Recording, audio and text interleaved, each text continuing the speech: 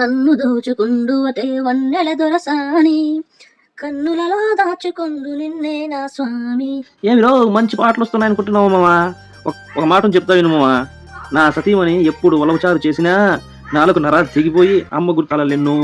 కానీ ఈ రోజు ఇంటికి వస్తే మళ్ళీ అదే వలక వచ్చిన ఉలవచారు మావా. కానీ ఈసారి వేరుగా ఉంది మావో. ఈ పాత రోజులు గుర్తుకొచ్చి నాకెందు అందామనుకుంటే మళ్ళీ సతీమణి అలక తీర్చడానికి 3 రోజులు పట్టుద్ది. ఎందుకులే ఈ గొడవలని ధైర్యం తెచ్చుకొని ముద్ద కలిపి నాలుక మీద పెట్టా మావా.